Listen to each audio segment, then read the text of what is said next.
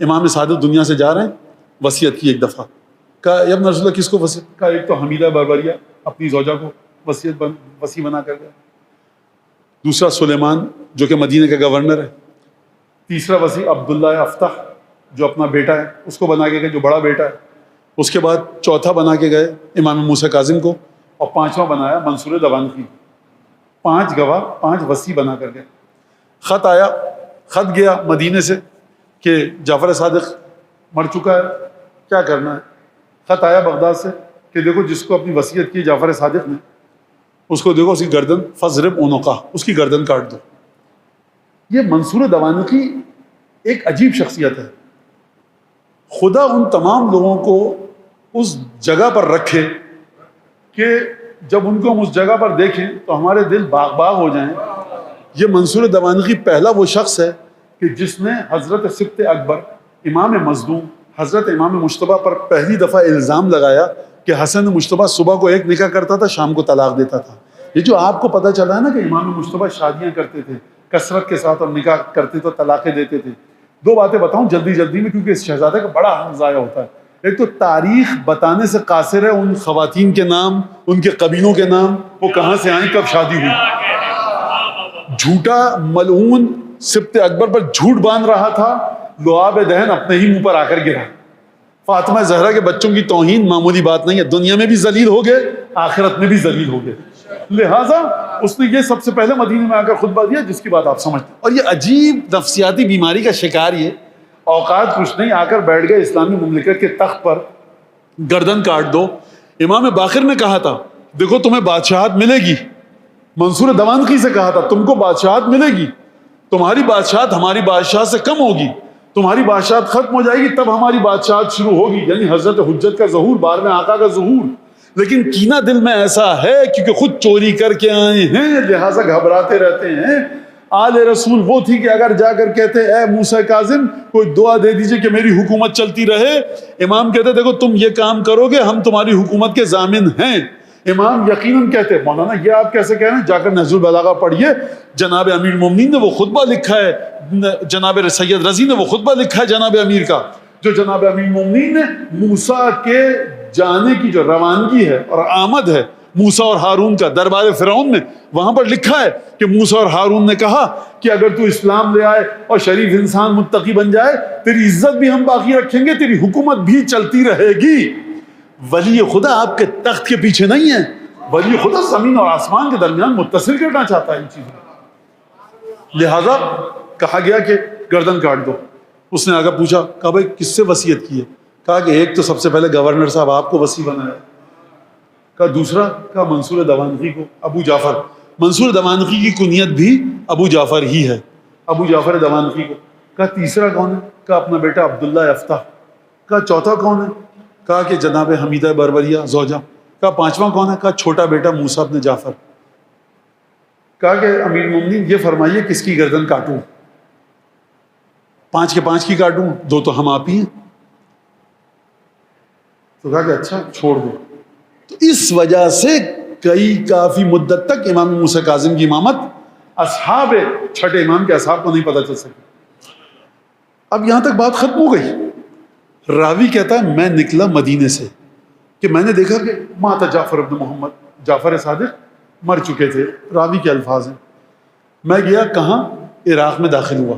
امام صادق مدینے میں, کہتا ہے میں نے دیکھا, جنازے میں شریک ہوا, خبر پتہ لگی تو میں آیا کہاں سے, مدینے سے. خوب توجہ کے ساتھ سنیے گا, بڑا عجیب واقعہ ہے. واٹس ایپ فیس بک ہونے کے باوجود ہمارے بچے پریشان ہیں.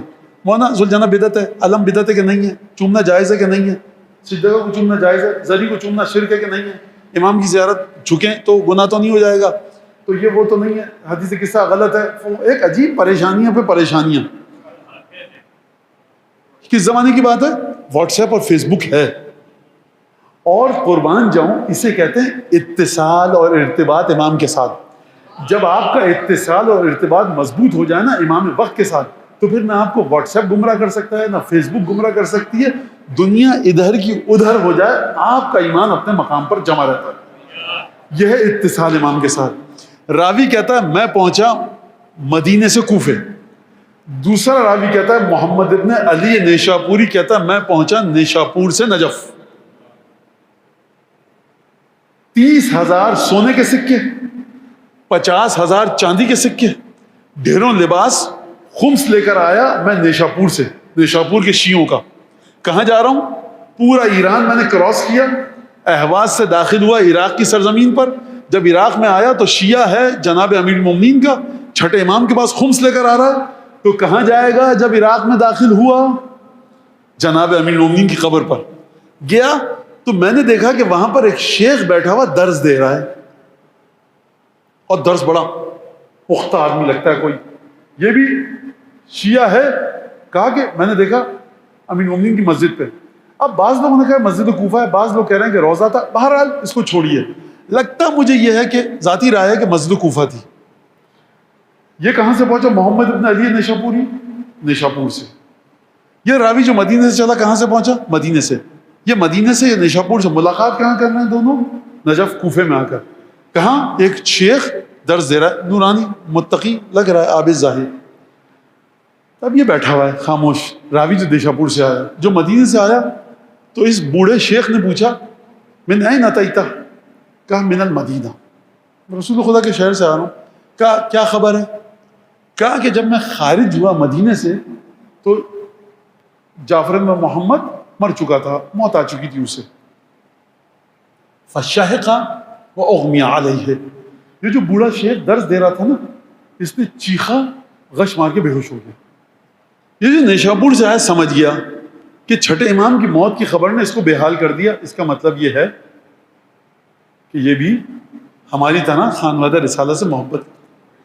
تھوڑی دیر بعد ہوش آیا، اٹھا، کہا کہ الی من اوصا، یہ بتاؤ کہ میرے امام نے تمہیں پتا ہے کہ وصیت کس سے کی ہے؟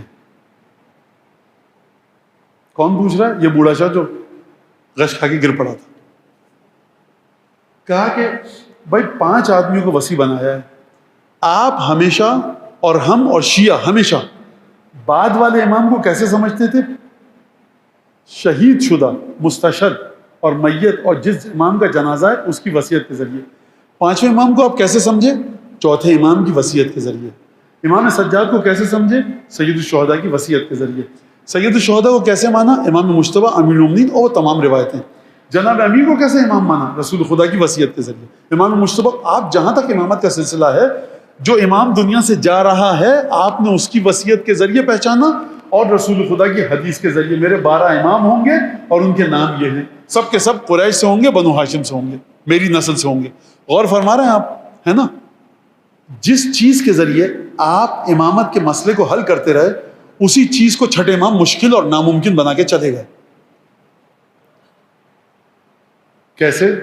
اگر ایک انسان کی جانب وصیت کرتے تو یہ بوڑھا شیخ جو نجف میں بیٹھ کے درس دے رہا ہے سمجھ جاتا کہ کون امام ہے، لیکن امام تو 5 کو وصیت کر کے گئے، تو اب یہ کیسے سمجھے؟ اسے کہتے ہیں امامت کی تربیت۔ یہاں میں آپ کو لانا چاہتا تھا۔ نہ واٹس ایپ ہے نہ فیس بک ہے۔ کہا کس کو وصیت کی؟ کہا الی 5 اشخاص، 5 لوگوں کو۔ کہا کون کون؟ کہا عبداللہ افتح، بڑا بیٹا، دوسرا حمیدہ بربریہ اپنی زوجہ، تیسرا سلیمان والی مدینہ، مدینہ کا گورنر، کہا چوتھا جناب امام موسیٰ کاظم، یہ میں کہہ رہا ہوں، اس نے نہیں کہا، کہ اپنے چھوٹے بیٹے موسیٰ کاظم کو، اور 5واں منصور دمانتی۔ یہ جو غمگین بیٹھا تھا، اس نے ایک دفعہ کہا، بوڑھے نے، شیخ نے، جو عالم تھا، فقیہ تھا، مفسر تھا، جو بھی تھا، ایک دفعہ غم کے آثار تھے، پریشان تھا، کہ الحمدللہ الذی ہدانا الی ہداہ۔ ایک دفعہ چہرے پہ مسکراہٹ آئی، کہا کہ خدا کا شکر جس نے مجھے ہدایت کر دی اور میرا امام پہچانوا دیا۔ حضور 5 آدمیوں کو وصیت کی ہے، آپ سمجھے کیسے؟ آج کا بچہ پریشان ہے کہ ابو الفضل عباس کو کہاں رکھیں، ارے آگ لگے ایسے واٹس ایپ کو اور فیس بک کو، اور سلام ہو اس طریقے تدریس کو کہ امام کی موت واقع ہوئی ہے شہادت مدینے میں، 15 دن کا راستہ ہے کوفے تک، نہ واٹس ایپ ہے نہ فیس بک ہے۔ یہ کہہ رہا تم یہ بتاؤ، میں مزید رکوں گا اور مزید اس حدیث پر گفتگو کروں گا۔ یعنی اس بوڑھے شیخ کو اس بات کا خوف نہیں ہے کہ اگر یہ آنے والا مدینے سے گفتگو میں گڑبڑ کر دے تو میں کیسے پہچانوں گا؟ یعنی اتنا بھروسہ ہے امام کے بارے میں کہ دیکھو ہم اس طرح سے اپنے پیغام پہنچائیں گے، گویا امام فرما رہے ہیں کہ دشمن نہیں سمجھ پائے گا، تم سمجھ جاؤ گے۔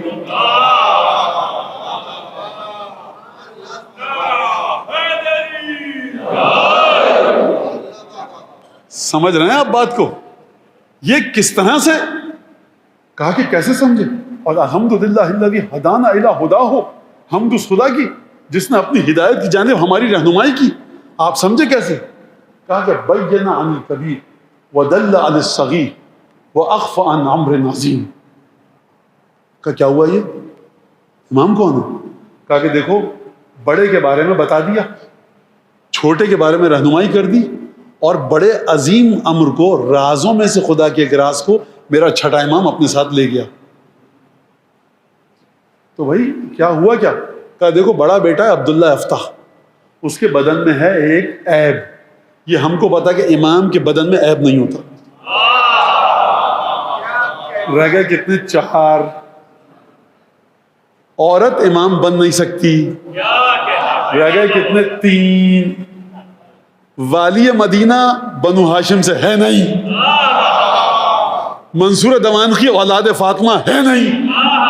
کہا بچا کون؟ کہا چھوٹا بیٹا موسیٰ کاظم۔